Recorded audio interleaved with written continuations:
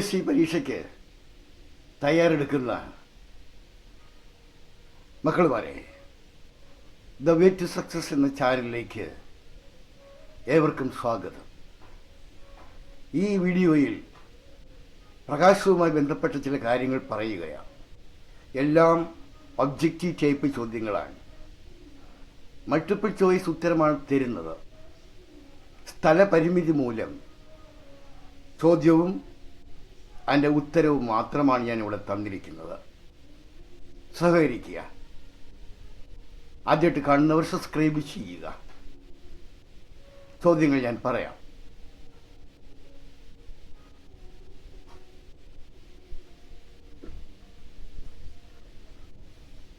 പ്രകാശത്തെക്കുറിച്ച്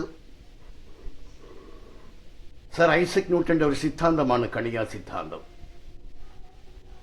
പ്രകാശം ചെറിയ കണികകളായിട്ടാണ് സഞ്ചരിക്കുന്നതെന്നും ആ കണികൾക്ക് ചില പ്രത്യേകതകളൊക്കെ ഉണ്ട് എന്നുള്ളതാണ് കണികാ സിദ്ധാന്തം.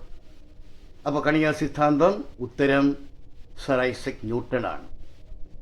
എന്നാൽ അത് പരാജയപ്പെട്ടുപോയി.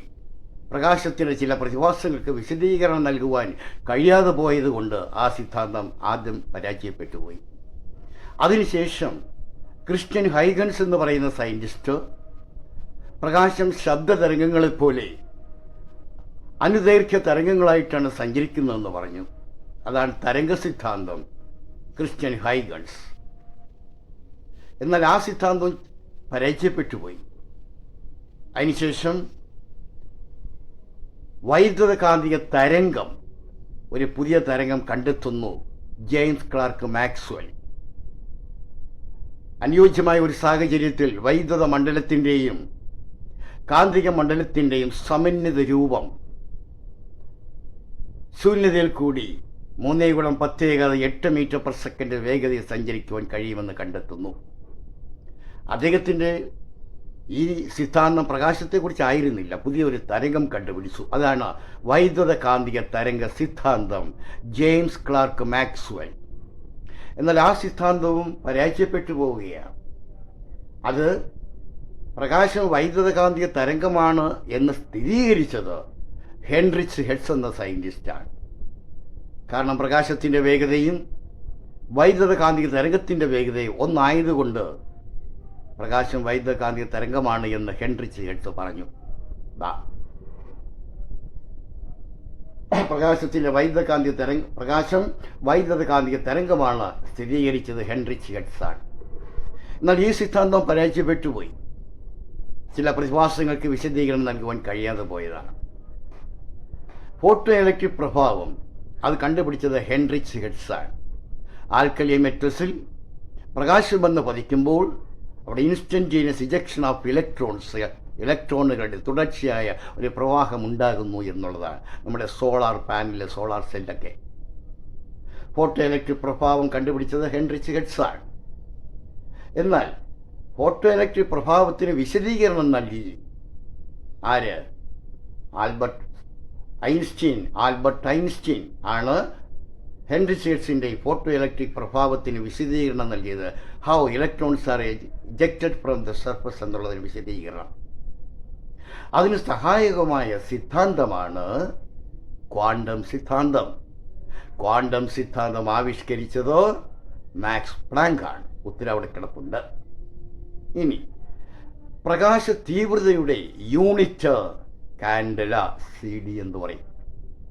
അതേപോലെ ശബ്ദ തീവ്രതയുടെ യൂണിറ്റ് വാട്ട്/സ്ക്വയർ മീറ്റർ എന്നാണ്. വാട്ട്, W, വർക്കല്ല, വാട്ട് പവറിൻ്റെ, വാട്ട്/സ്ക്വയർ മീറ്റർ ആണ്.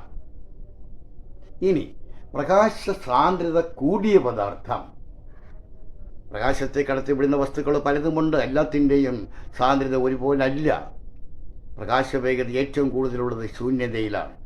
3x10⁸ metre second. സാന്ദ്രത കൂടുന്നതിനനുസരിച്ച് പ്രകാശത്തിൻ്റെ വേഗത കുറഞ്ഞു വരും. അപ്പോൾ സാന്ദ്രത കൂടിയ പദാർത്ഥം, പ്രകാശ സാന്ദ്രത കൂടിയ പദാർത്ഥം വജ്രമാണ്. വജ്രം, ഉത്തരവുണ്ട്. വജ്രത്തിൻ്റെ വെട്ടിത്തിളക്കത്തിന് ദ ബ്രില്യൻസ് ഓഫ് ഡയമണ്ട്സ്, വജ്രത്തിൻ്റെ വെട്ടിത്തിളക്കത്തിൻ്റെ കാരണം എന്താണ് എന്ന് ചോദിച്ചാൽ പൂർണ്ണയാന്തര പ്രതിപതനം, ടോട്ടൽ ഇൻറ്റേർണൽ റിഫ്ലക്ഷൻ എന്ന് നമുക്ക് പറയേണ്ടി വരും. പൂർണ്ണാന്തര പ്രതിപതനം. ഇനി അടുത്തതോ അപവർത്തനാങ്കം. കൂടിയ പദാർത്ഥം പ്രകാശവേഗതയും ഏതൊരു മാധ്യമത്തിലെ പ്രകാശത്തിൻ്റെ വേഗതയും തമ്മിലുള്ള റേഷ്യോ, ഒരു അനുപാതമാണ് അപവർത്തനാങ്കം. റിഫ്രാക്റ്റീവ് ഇൻഡെക്സ് എന്ന് പറയും. ഈ അപവർത്തനാങ്ക സാന്ദ്രത കൂടുന്നതിനനുസരിച്ച് അപവർത്തനാങ്കം കൂടി കൂടി കൂടി പോകും.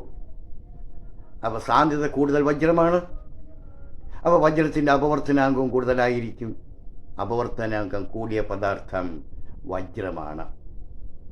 ഇനി ഗ്ലാസിൻ്റെ നേർത്ത നാരുകളാണ് ഒപ്റ്റിക്കൽ ഫൈബർ. ഗ്ലാസിൻ്റെ നേർത്ത നാരുകളെ ഒപ്റ്റിക്കൽ ഫൈബർ എന്ന് നമുക്ക് പറയാം. എന്നാൽ ഈ optical fibre however it may be twisted, ഇത് എങ്ങനെ വളച്ചു വെച്ച് വരുന്നാലും ശരി, ഒരഗ്രത്തു നിന്ന് പ്രവേശിക്കുന്ന പ്രകാശം മൾട്ടിപ്പിൾ റിഫ്ലക്ഷൻ മൂലം, പൂർണ്ണയാന്തര പ്രതിപതനമൊക്കെ മൂലം മറ്റേ അഗ്രം വരെ എത്തുന്ന ഒരു ടെക്നോളജി ഉണ്ട്. ആ പദാർത്ഥത്തിൻ്റെ പേര് ഒപ്റ്റിക്കൽ ഫൈബർ എന്നാണെങ്കിൽ ആ ഒരു ടെക്നോളജിയെ തിരിച്ചു പറയണം, ഫൈബർ ഒപ്റ്റിക്സ് എന്ന് പറയണം. ഗ്ലാസിൻ്റെ നേർത്ത നാരുകളാണ് ഒപ്റ്റിക്കൽ ഫൈബർ. ഇനി പ്രകാശത്തെക്കുറിച്ച് നമ്മൾ പഠിക്കുന്ന ഒരു ശാസ്ത്രശാഖയാണ് ഒപ്റ്റിക്സ് എന്ന് നമ്മൾ പറയുന്നത്. ഇതെല്ലാം വായിക്കണം. ഇനിയും അടുത്ത വീഡിയോ വരും. പരിമിതി മൂലമാണ് ഇത്രയും ചോദ്യങ്ങൾ ഞാൻ ഇവിടെ ചുരുക്കുന്നത്. ഇതെല്ലാം എല്ലാ പേർക്കും അറിയാവുന്നതാണ്, അതൊക്കെ ശരിയാണ്. എന്നിരുന്നാലും ഒരിക്കൽ കൂടി വായിക്കുമ്പോൾ ഒന്നും കൂടെ ഹൃദയസ്ഥിതമാക്കി കിടക്കും മനസ്സിൽ. ഓക്കെ, ആദ്യമായിട്ട് കാണുന്ന സബ്സ്ക്രൈബ് ചെയ്യണം. Alright, bye bye, see you in the next